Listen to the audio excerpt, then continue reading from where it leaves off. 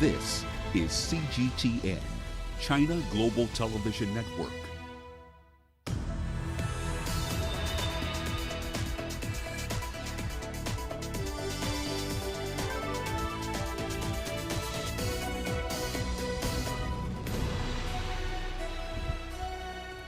Hello there, welcome to this edition of Global Business Africa. In the course of the hour, we'll run through the news stories you need to know about for the continent and beyond. But first, an update from the markets. Zenith, Axis and GT Bank, they all accounted for the bulk of the gains today in the main index in Nigeria's bourse. Axis had the highest close of the trio, up about 4%. In a speech at the UN today, the country's president also called for debt relief for developing nations from the G20. Exactly how that is going to be received is a whole different story. Away from the continent, Evergrande, the real estate development behemoth, is still silent on a near $84 million coupon payment due to foreign bondholders yesterday. There's another $47 million payment due next week. The firm shares are down 11.6%.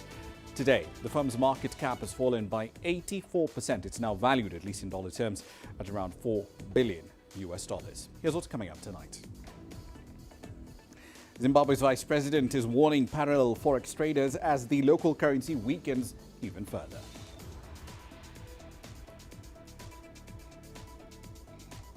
Pandemic restrictions have pushed 20% of Nigerians out of formal employment. And UK ministers are in a crisis meeting as petrol supply shortages are forcing stations to shut down. All that and more is in the pipeline tonight. But let's start the hour in Zimbabwe. The country's vice president, Constantino Chiwenga, has threatened parallel currency market traders, and he's become the nation's most senior official to acknowledge the risk that a resurgent parallel market poses to efforts to revive that beleaguered Southern African economy. The official Zimbabwean dollar rate has weakened by about 6% this year to around 86.92 against the dollar. But on the parallel market, it's trading at a much higher level, 162 to the American dollar. The local unit's plunge on the parallel market often leads to price hikes in the Southern African nation. Annual inflation over there hit 50% in the month of August.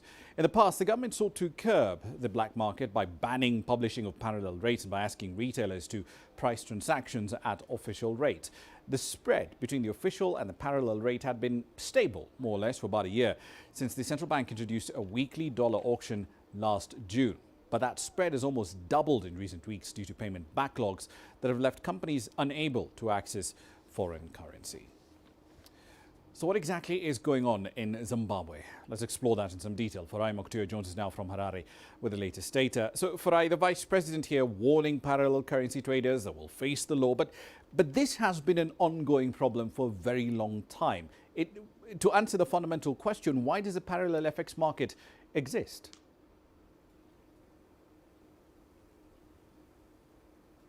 Well, Ramah, it exists because of unmet demand.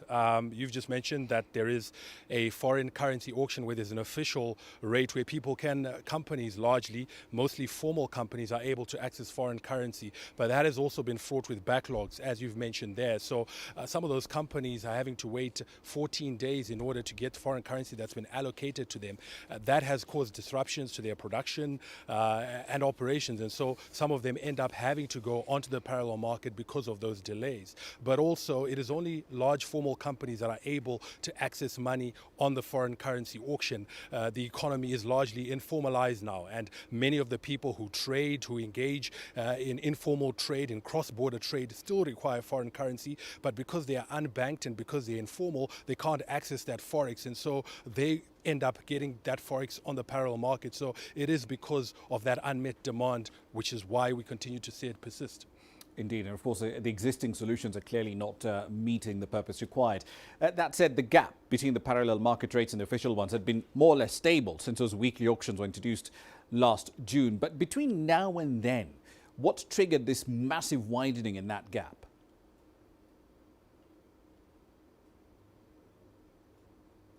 Well, I think, there are two schools of thought. I think the authorities, obviously, because of the threats that we are seeing, believe that there are people who are deliberately manipulating that exchange rate in order to benefit from the arbitrage opportunities.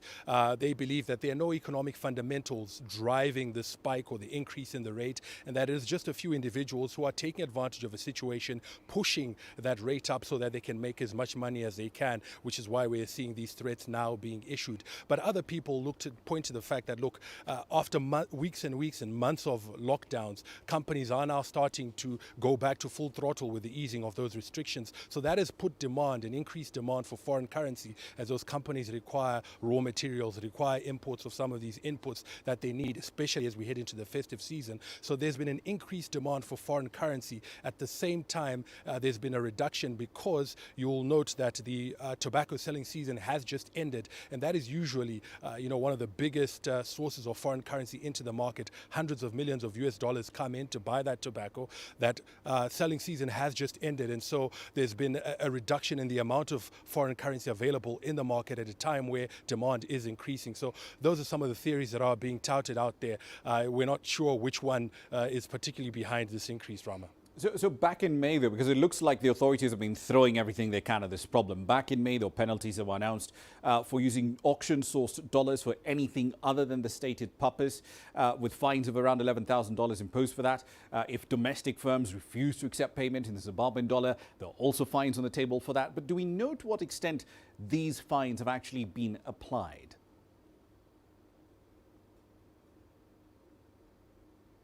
We know that certainly some companies have been fined for using Forex or getting Forex and then charging at prices that are pegged to the parallel market. Some companies have been fined for going onto the parallel market to source their foreign currency. And so we know that to some extent it has been enforced. But I think the big challenge is the fact that, there is this shortage and this backlog. So, companies are confronted with this harsh reality of, we want to abide and adhere to the rules, but if we wait for 14 days to get the foreign currency that's been allocated to us, what do we do? Do we stop operations? Do we incur the costs that are associated with disrupting those operations? At the same time, we also have a scenario where there are companies that require foreign currency but aren't getting it because they're perceived as not being priority. They end up going onto the parallel market. But the pricing issue that you talked about, if you walk into most outlets, most shops today, they are displaying Zimbabwe dollar prices, and if you ask them for the rates that they're using for their US dollar prices,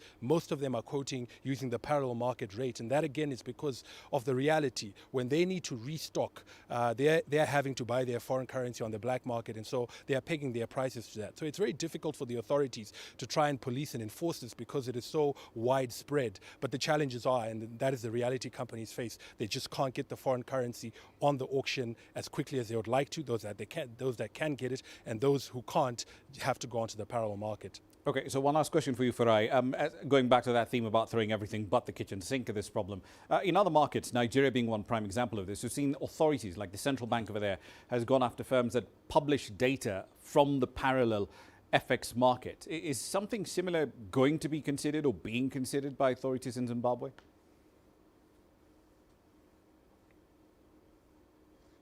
Well, we know certainly last year, as part of the measures that were implemented to try and clamp down on this, there were rules that were put in place by the authorities and, again, threats to people who publish and market and advertise these sort of rates. And at that time, I certainly remember some very, closely followed, widely followed, websites and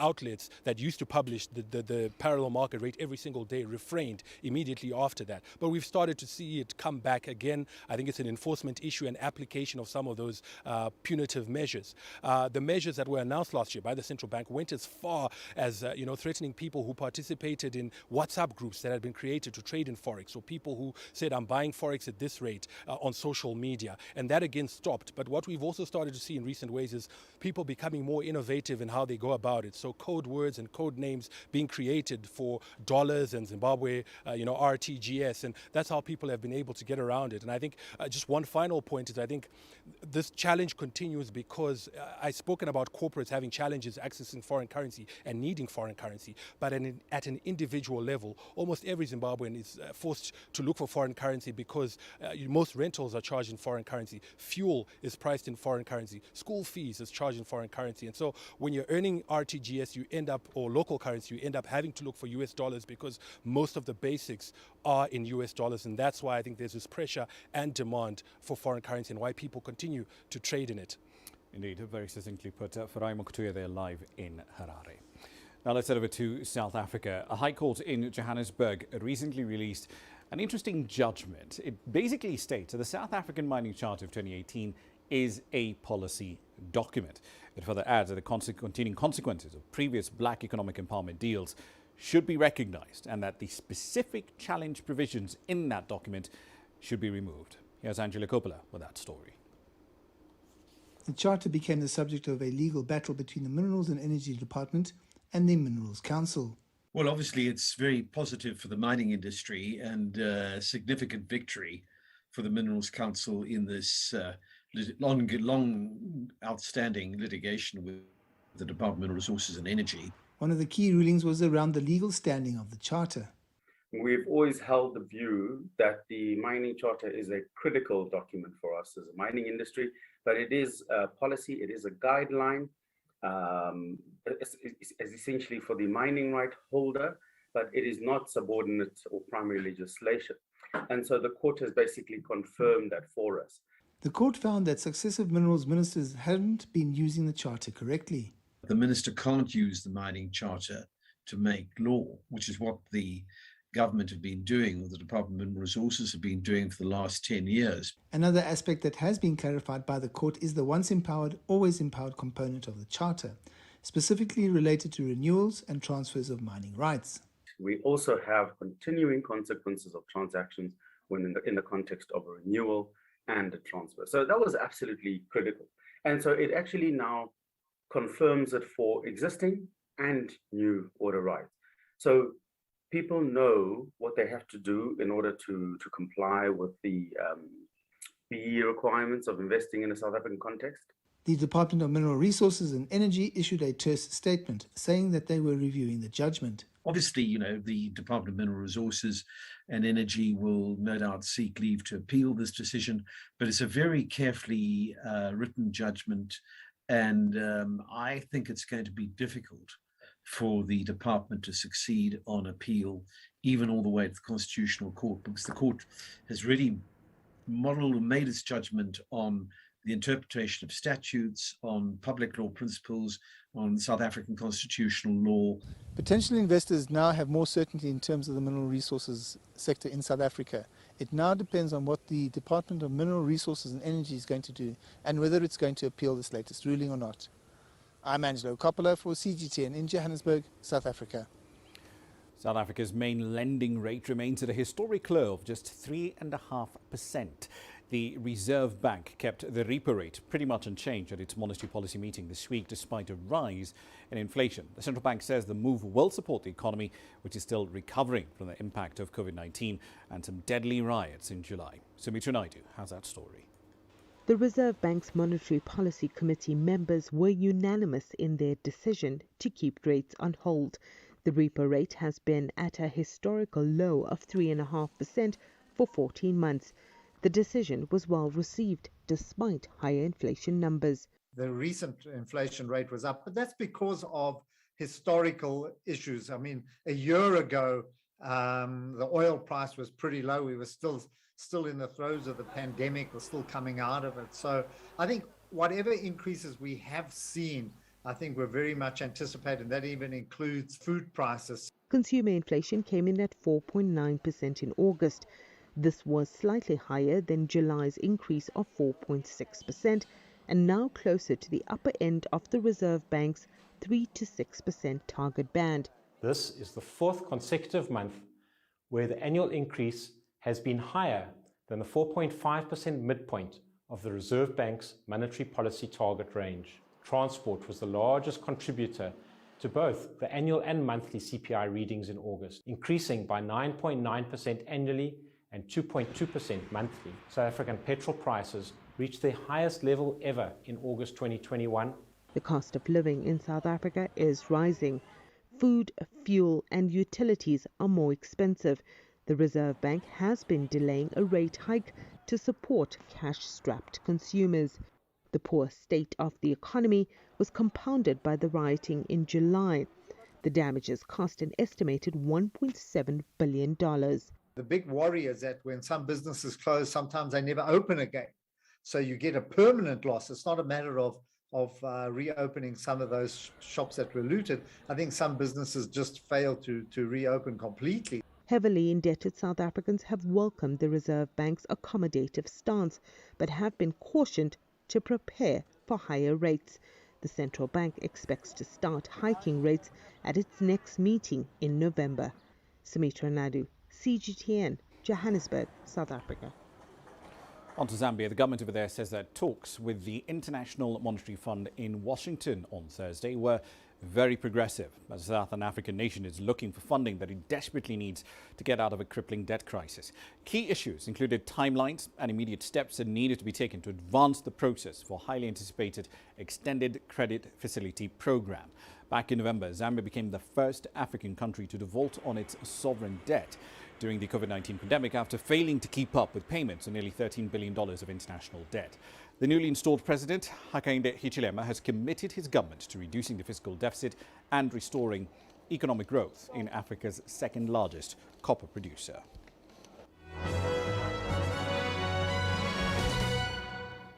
All right, then a quick run through some company headlines now. Let's start in the world of tech. Huawei says it's invested some $10 million in the last 5 years to set up 3 innovation centers in Cairo.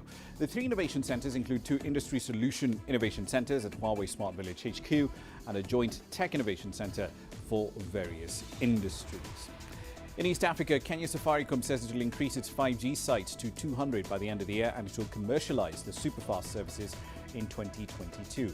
The leading telco, which back in March announced launched the 5G tech with 15 transmission sites, says it wants to take high-speed data to additional towns outside of the capital.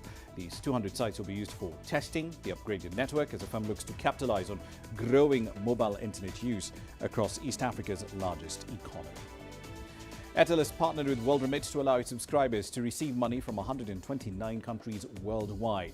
Through that partnership, Airtel Money clients will be able to receive funds directly into their wallets and to transact through sending or withdrawing money, paying bills, or using the Lipana Airtel Money options around the world. Countries covered under the deal include the United States, the United Kingdom, Saudi Arabia, South Africa, and Australia. Airtel has already signed agreements with cash remittances company, including MoneyGram and Mukuru. And finally, a multinational confectionery company has threatened to take legal action against a London vegan snack maker over the colour of one of its fruit bars. Now, Mondelez is alleging that Primal Pantry's Cocoa Bar is exploiting the trademark of its Milka chocolate range. Lawyers for the firm are demanding the use of the lilac packaging for the bar must stop. The warning of a penalty of $7,116 every time the trademark is infringed. That's a run through your company headlines. Around 15 minutes into the hour, you're watching Global Business Africa. Time for a short break. Here's what's coming up.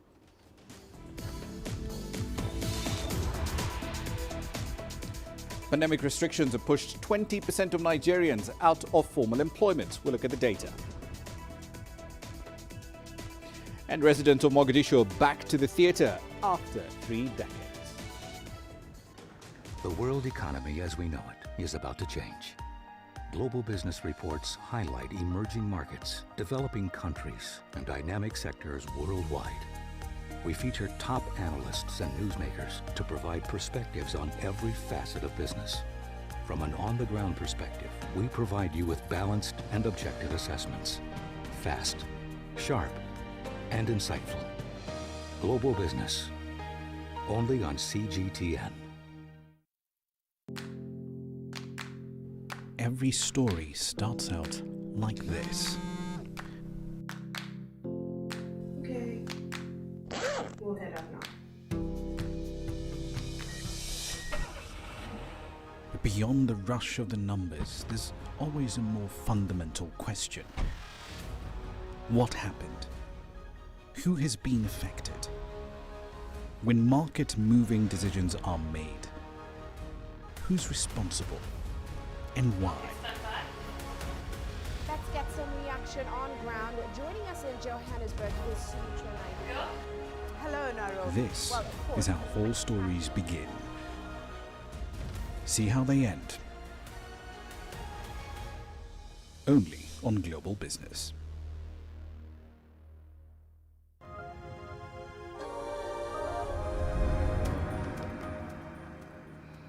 Welcome back to the program. A new report from the UN reveals that around a fifth of workers in Nigeria lost their jobs as a result of the COVID-19 pandemic, which hit Africa's most populous nation early last year.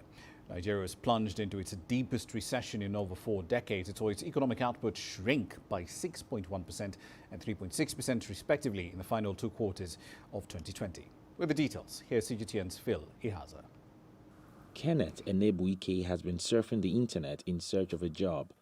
He says he's been out of work for 7 months after losing his sales rep position at a gadget store last year during the lockdown. As a result of the pandemic, the company couldn't, cope, and they had to do a lot of downsizing. They had to lay off staffs, and it affected me, and trying to get another job has been proving very, very difficult. A report by the United Nations Development Programme in collaboration with Nigeria's Bureau of Statistics shows that 20% of Nigeria's 65 million workforce lost their jobs last year. Last year, the pandemic triggered a lockdown for about 6 months, which saw most businesses closed for the whole period. According to the report, not many business owners were able to reopen even after the restrictions were lifted, due to operational challenges and a huge loss in revenue. A lot of businesses lost revenue. They weren't making enough money, right? So when people aren't making enough money, the natural thing to do in administration is to cut costs. And the people who suffer the most, of these kinds of action are the people who work there. So when businesses can't fly, airlines can't fly, when cinemas can't show movies, when food sellers can't sell food to people, they sack people. According to the World Bank, Nigeria's current unemployment crisis is the worst in the nation's history. Between 2010 and 2020, the unemployment rate in Nigeria rose 5-fold, from 6.4% in 2010 to 33.3% in 2020. Experts say the government needs to step up its efforts of stabilizing the economy for more people to be gainfully employed. When there is food, people can actually get into the market. It's a supply chain. When there is people in the market, people can actually transport them. These are macro employment opportunities, and this is where the majority of Nigerians are employed, on the grassroots level, right? So when you solve very basic infrastructural and economic challenges, you create a lot of employment, and Nigerians are not asking for much. We're only saying, solve these things, we'll fix the rest ourselves. In mid-September, the President Buhari administration launched a youth employment action plan aimed at creating about 3.7 million jobs annually. The hope is that the likes of Kenneth will be able to take up such opportunities and become employed once again. Phil Ihaza, CGTN, Abuja. And we're still in Nigeria. The country has raised another $4 billion through Eurobonds. The West African nation issued the debt in 3 tranches of different tenors. It raised $1.25 billion in a 7-year note. That had a yield of 6.125%. There was a second tranche, 12-year duration on that particular one, and a yield of 7.375%. $1.5 billion was the amount of money raised in that tranche. The final one was a 30-year tranche, $1.25 billion raised in that at a yield of 8.25%. Now, the note is set September 28th for the bond settlement. It will be listed on the bourses in London and Nigeria. These Eurobonds are part of Africa's biggest economy's plan to raise some $5.7 billion in external financing to help fund its budget for 2021 and also partly finance its fiscal deficit of around $13 billion. Tunisia's industrial production went up by 28% in the second quarter of 2021 compared to the same period last year. According to the country's state-run statistics agency, the jump in production was boosted by increased activity in the mining sector, agriculture, textiles and electrical industries after a pandemic-induced slump last year. Here's CGTN's Adin Chachi with this report from Tunis. The National Institute of Statistics in Tunisia recorded a positive quarterly evolution. Recent data has shown a slight increase in industrial production by 0.1% in second quarter of 2021 compared to the first quarter of the current year. Analysts explain that this was due to the rise in the mining sector production, which rose 33%. Industrial production is up for manufacturing industries and non-manufacturing industries. This is linked to the resumption of activity, especially for the hydrocarbon sector. The positive results of this sector have a direct impact on the performance and the added value of the industrial sector. According to the Agency for the Promotion of Industry and Innovation, exports of manufacturing industries have increased by 28.2% to some $7 billion in the first half of 2021. That's from $5.7 billion during the same period in 2020. Exports of manufacturing industries have also increased because the industry is recovering in Europe, which is Tunisia's first export market. As the pandemic wanes, the economy is recovering. Tunisian president held a meeting with the representatives of the country's Confederation of Industry, Trade and Handicrafts and reassured them of his government's support in order to boost their industrial production and exports. I thank all the brave businessmen and women who are doing a great job at this critical period to redress the economy and improve the situation. We are standing by their side in this national effort.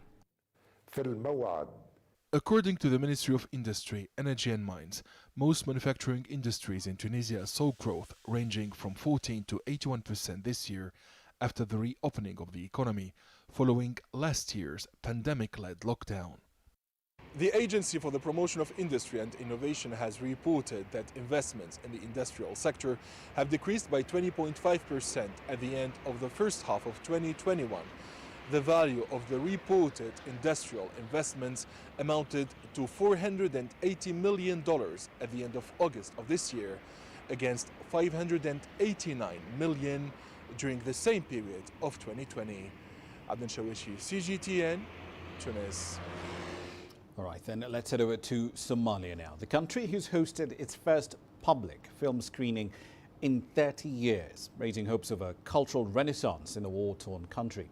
As CGTN's Najma Abdurizak now reports, two short films by the Somali director Ibrahim CM were shown at the National Theatre in Mogadishu. Heavy security was in place. The National Theatre of Somalia has not screened a single film for 3 decades. Well, not until this historic showing in Mogadishu on Wednesday night. The stage was set for the screening of 2 short films by Somali director Ibrahim CM, with tickets selling for $10 each. Who's the first of the films is a horror story about a single woman moving into an empty house. The other, a not-so-romantic comedy called Date from Hell. We used to watch films cheaply, but that time was over when the civil war broke out and people fled from the city. I have never watched a film in the last 30 years, and I would like to see cinema reopen and watch movies again. Among the crowd at the National Theatre was 24-year-old Kaif Jama, who is the writer and star of both films. This is for every Somali youth that wants to make movies, that now they have a hope, that they know that the National Theatre is ready for them. Every Somali person in Mogadishu and all of Somalia is ready for them. Every fan who wants movies is ready for them. Every Somali kid is ready for them. Kaif left Somalia when she was 6 years old and moved between neighboring Kenya and Uganda before settling in the Egyptian capital of Cairo at the age of 19. Since then, she has made 60 short films and skits with Somali filmmaker Ibrahim CM. Films help every society to be shaped in certain ways. If our people, if every Somali person is watching Indian movies and Arab movies in their own TVs, then they're being influenced by those movies. They're being influenced by those people's culture. But if our own movies come to the TV and come to the theaters, then every Somali person and a child will be shaped and being influenced by their own culture. The National Theatre of Somalia captured the country's rich storytelling tradition in the 1970s and 80s. Built by Chinese engineers in 1967, the theatre hosted everything from live concerts and plays to musicals. But all fell apart when the seaside capital of Mogadishu went silent after the 1991 civil war. In the meantime, back in the theatre, it's a historical night for Somalis as they watch the revival of hope after so many years of challenges. Najma Abdirizak, CGTN. At 18:30 GMT, time for a short break. Here's what's coming up next.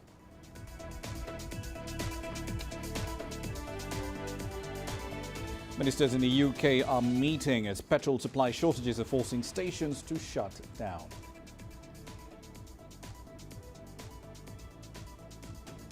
And we look at the growth trajectory for China's robotics industry when we return.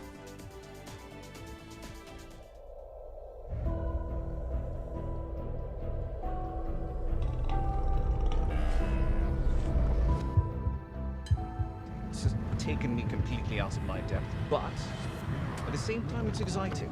It's new, it's different, it's a challenge. It's really exciting.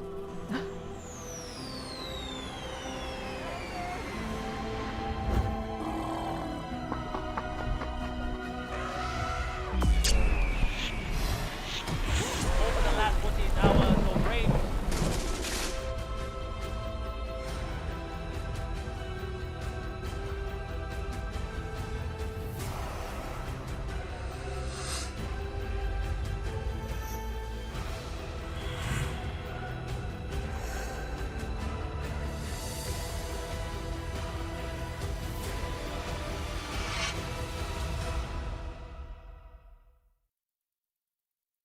Business in Africa is at the crossroads. We celebrate those who are adopting and thriving despite the challenges, from grassroots to big businesses. Global Business takes you along for the ride as we track the making of a giant. Only on CGTN.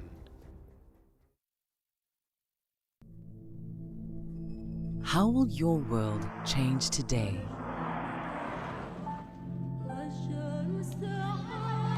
What happens here? What happens there?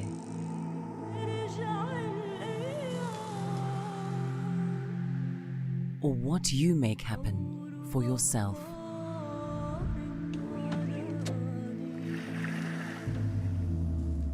If it matters to you, it matters to us too.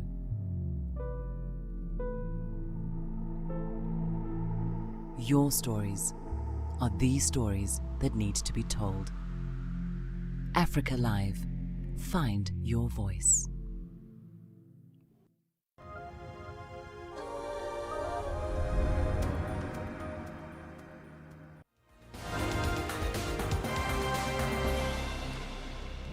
Welcome back to the program. Let's run through some of the stories making your headlines at this hour.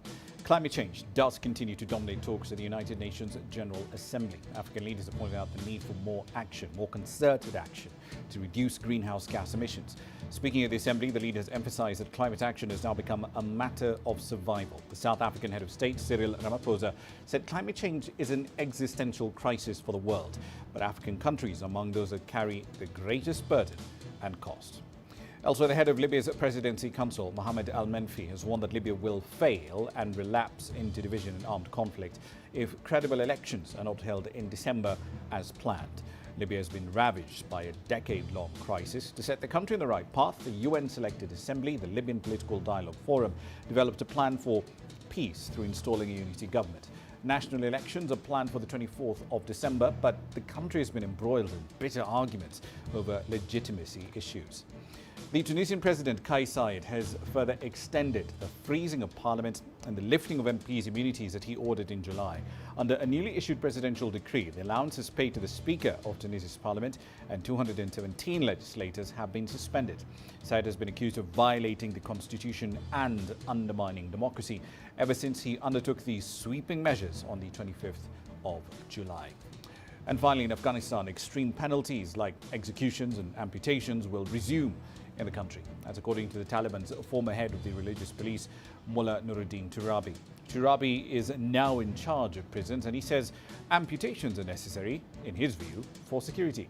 However, he says the Taliban says the extreme penalties will not be carried out in public as it had been previously when the Taliban were in charge in the 1990s. That's a run through your headlines.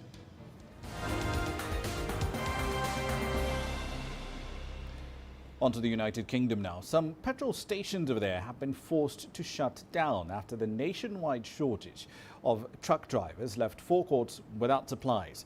On Thursday, BP said that up to 100 of its forecourts were short of at least one grade of fuel. Several others were forced to close entirely because of a lack of deliveries. Esso said a handful of its petrol stations operated alongside Tesco Express stores were affected, while some of the supermarket chain's own branded sites were also suffering from outages.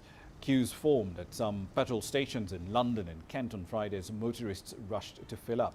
Now, even though Downing Street claimed there was no shortage of fuel per se, these developments certainly add to pressure on ministers already facing calls to take action to ease acute labour and supply chain problems, all of which are linked to both Brexit and the pandemic.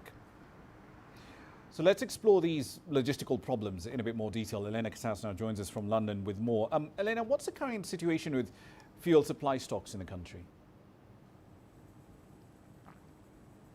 Well, as you said there, the government has been urging people all day not to panic buy because there isn't an actual shortage of fuel. What there is, as you said, is a lack of tanker drivers, which means that it can't reach petrol stations. So both BP and Esso have had to close more stations today since they lacked both diesel and unleaded petrol.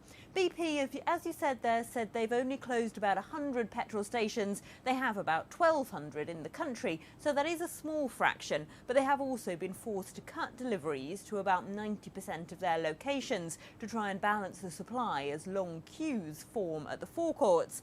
The problem, obviously, is that once you get newspaper front pages warning of the pumps running dry, you're very likely to then get panic buying, and then that consumer behaviour itself causes a shortage. And there certainly has been a dramatic rise in demand for fuel today and some pretty long queues. But supermarkets and farmers have been consistently warning about this lack of drivers for HGVs, to use the terminology used in the UK, for months now. And yet this problem has only gotten worse and worse and worse. But I guess for a lot of people watching this, they're going to ask, how much worse could it now get? Well, the British Retail Consortium earlier told the government it has 10 days left to save Christmas. And what they meant is that the shortage of HGV drivers has so much strained supply chains that it's hard to get goods onto shelves. There's also, of course, a dramatic shortage of staff in the meat processing industry. So there might be no turkeys for Christmas because there's nobody to slaughter them. The haulage industry says it needs about 100,000 more drivers, and it is difficult to find a quick fix to this. It takes time to train an HGV driver. For fuel tankers, you need a special licence to deliver hazardous goods. And supermarkets are now saying they likely will be forced to raise food prices in the coming weeks because of those higher supply chain costs. And they said that before they took into account a potential fuel shortage. Indeed, certainly just going to get worse and worse, won't it? So one argument to keep hearing amongst the industry players is that the COVID-19 pandemic caused a backlog in testing for new drivers. Fair enough. But that doesn't wholly explain the shortage we're seeing now, does it?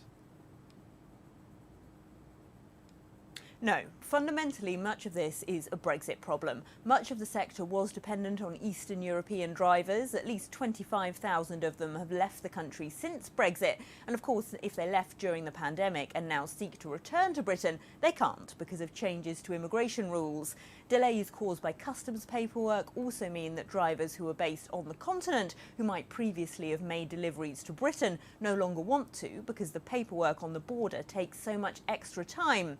So the freight and logistics sector has been petitioning the government to introduce a temporary immigration waiver to allow them to recruit from abroad, as exists, for example, already in the farming sector. So they've been saying for weeks, why not for truck drivers? The British government has been refusing to create this short-term visa. It's been saying companies should invest in paying and training British truck drivers, but they have now done a U-turn this afternoon. The Prime Minister Boris Johnson has apparently had enough of the bad headlines and has has ordered ministers to create short-term visas for truck drivers. We don't yet have the details of that plan. They're expected to be signed off over the weekend.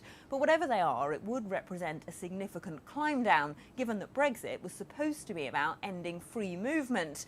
And that doesn't mean, of course, that these drivers will want to come to Britain, since they're also in demand on the continent. Indeed, makes you wonder what Brexit will mean now, won't it? One last question for you, because classic economics would tell you that if you have a shortage of something, prices inevitably go up to attract a lot more talent into that space. And we're seeing that with supermarket chains. They've been raising pay for drivers to attract new talent, but this talent gap still persists. So why is being an HGV driver in the UK unattractive to UK nationals, even with an annual salary of £50,000 a year? Well, as with truck driving, I think probably everywhere in the world, the hours are long and antisocial and involve lots of time away from the truckers' families. The average lorry driver in Britain works 47 hours a week, and the average age of a lorry driver was 57, according to statistics from before the pandemic. So lots of these people are retiring. It's also historically not very well paid. We are, as you said, seeing some companies offering thousands of pounds as a signing bonus now because they're so short of people. But the average salary for truck drivers is more like £23,000 a year, and that's pretty low. And there is also simply the issue that unemployment in Britain is not very high. There are about 600,000 people who have heavy goods licences but aren't currently working as drivers, so that shows they've found work that they prefer doing elsewhere. And in Britain there wasn't really a spike in unemployment during the pandemic because of government schemes to subsidise jobs and keep people in employment. So now companies are simply finding they've got no one to hire. Indeed, it is the perfect storm, really, isn't it? Elena Casas there, live in London. Thank you. Now, in the meantime, still in the UK, hundreds of thousands of families are facing the prospect of much steeper fuel bills this winter as gas prices just continue to rise. Further, two energy companies in the UK went bankrupt on Wednesday. CGTN's Paul Barber with this report. This is the Isle of Grain in the River Thames estuary east of London, and behind me is the National Grid's Grain liquid natural gas import terminal, which meets around a fifth of the UK's gas demand.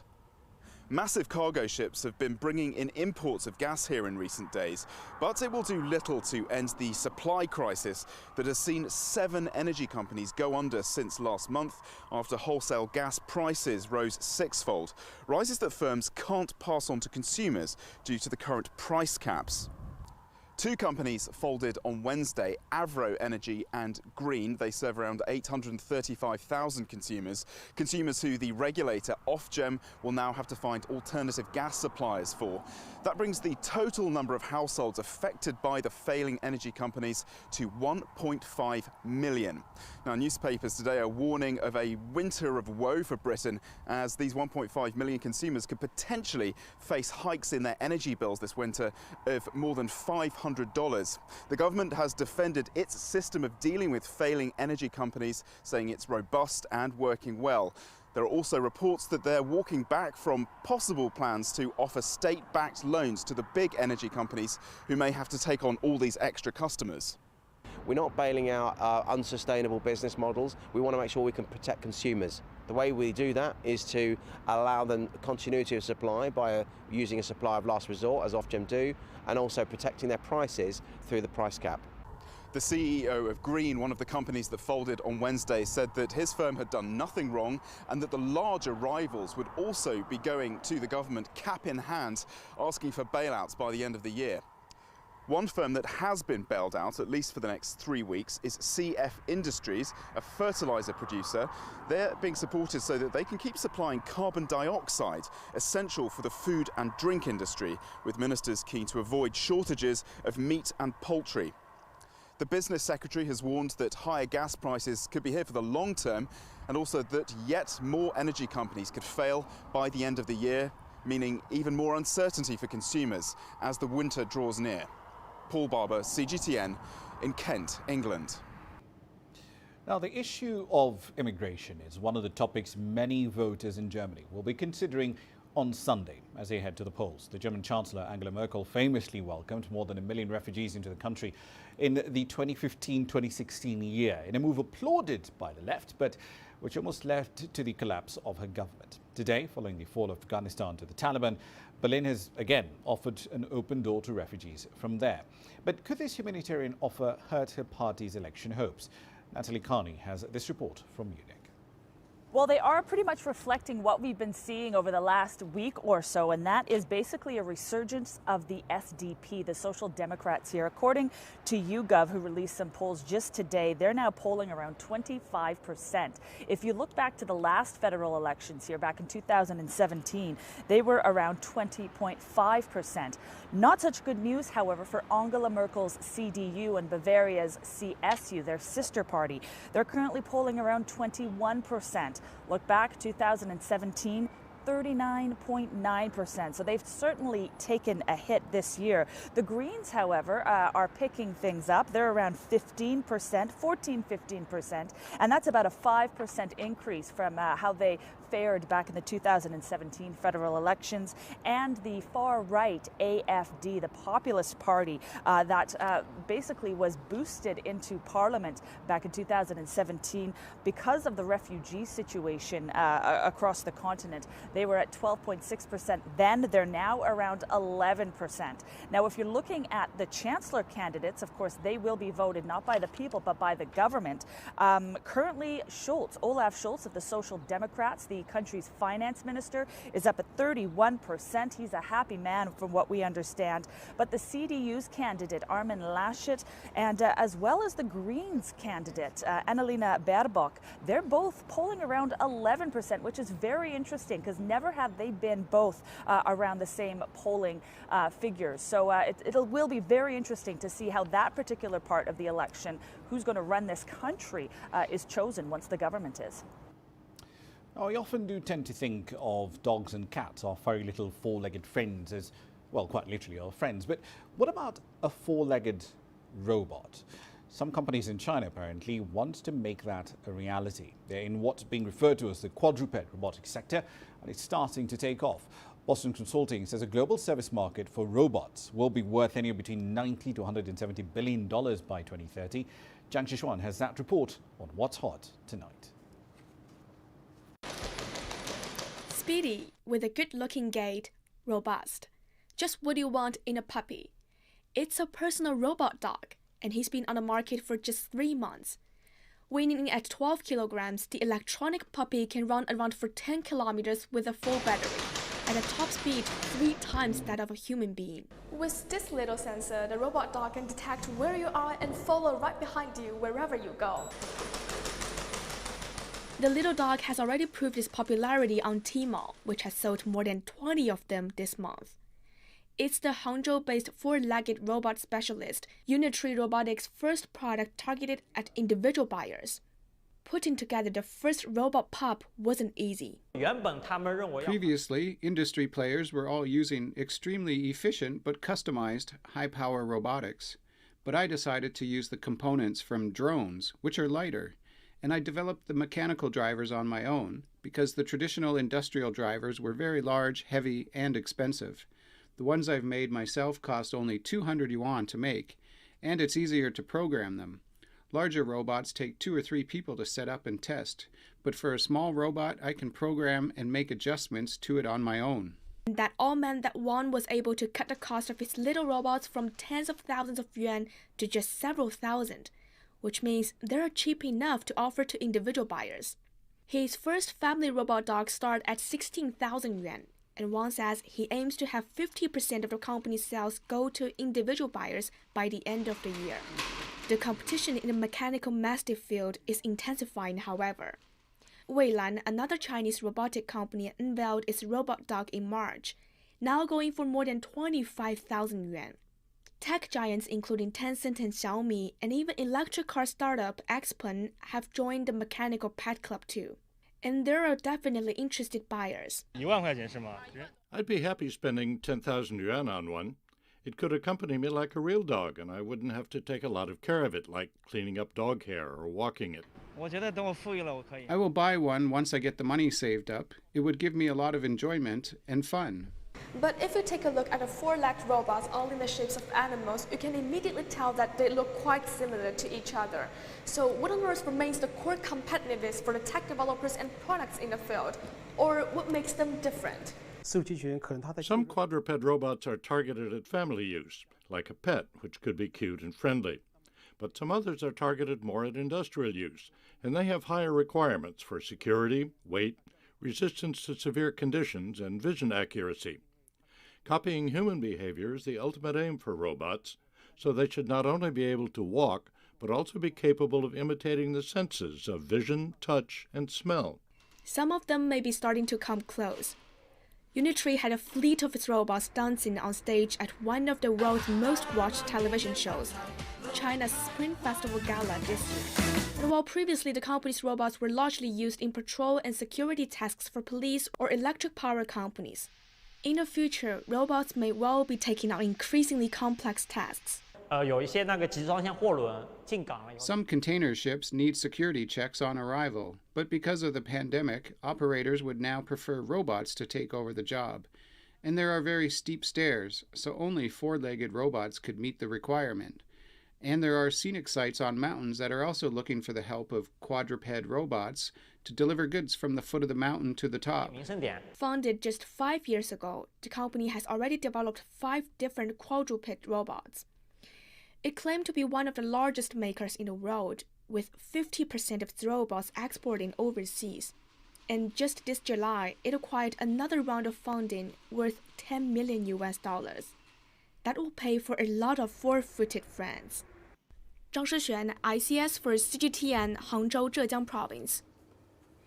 All right, then a quick run through commodity prices. Let's start on the soft side of things. Coffee prices in Kenya, they rose slightly in this week's auction, $301 for a 50-kilogram bag on average. But the top-tier grades are changing hands at around $368.2 on average. Brent crude, however, that's a much bigger concern. It does continue to rise to more multi-year highs. The intraday high so far, $78.17 a barrel. That takes the year-to-date rise to well over 52%. If you're a net energy importer, well, things are about to get really interesting. Here's what's coming up next.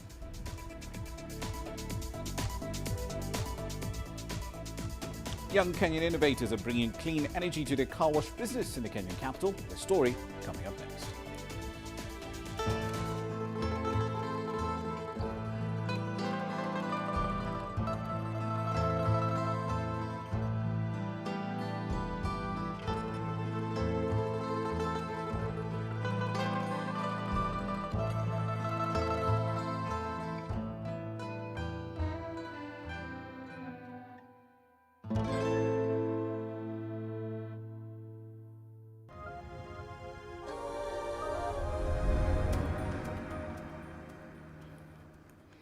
Welcome back. A group of young innovators have come up with a rather different kind of car wash in the Kenyan capital. It's a mobile service known rather affectionately as Wash Me Please. They use clean energy to offer client services wherever they may be. Here's CGTN's Nick Mudimba with their story on Grassroots.